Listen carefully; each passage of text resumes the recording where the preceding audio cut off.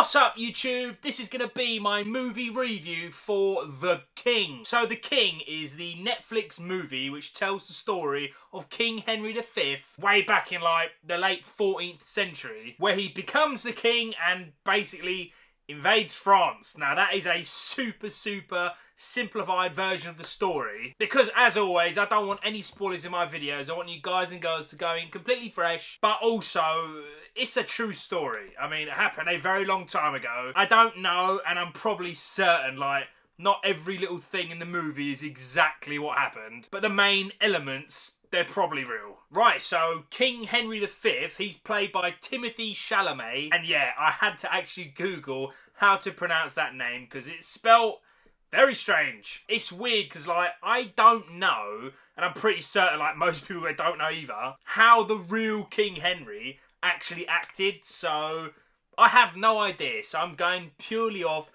Timothy's performance, and yeah, it was pretty good. When he needed to be like scary and intimidating, he was very good. And when he needed to be like very emotional and show like more layers to a king, he was very good, and I think that was his best part in the movie. Saying that, I think me personally, my favourite character is played by Joel Edgerton. He's basically a council member to King Henry and a very close friend. He was just the man. I can't explain it. When you go and see it, you'll know. Sean Harris is also in the movie. He's in it for quite a lot, if I'm being honest, and I like pretty much every single movie he's in. He's a really good actor, and again, he's another council member to Henry V. It's weird because like the trailer shows Robert Pattinson in it a lot. He plays a French prince. I can't remember the name off the top of my head, and my phone is miles away. I say miles away, it's like 3 feet away. But yeah, the trailer makes it look like he's in the film a lot, but he's really not in that much. However, with that being said, Robert Pattinson is a British man. He's playing a French man, and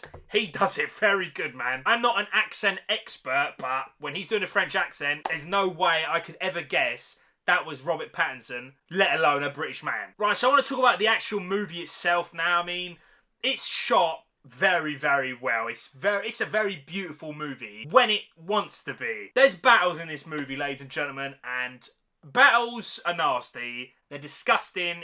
There's nothing pretty about them, and that's what this movie does so well. When battles are happening, they're disgusting, mate. They're vile. I appreciate that level to detail. And just one little thing that I noticed, it's not a spoiler, they are fighting in head-to-toe armour, chainmail, massive swords. After a few swings, you can literally hear them out of breath. I mean, it must weigh a ton. Just those little bits of detail, I really appreciate. The battle scenes were very good. They're also very gory. I mean, it's rated 15 or rated R, whatever, and it definitely earns it. The movie's also got a lot of heart and soul in it, if I'm being honest, especially like the last section. It's not groundbreakingly emotional, but it is there and it's done pretty good. Back to the action real quick, because I know someone's going to say it.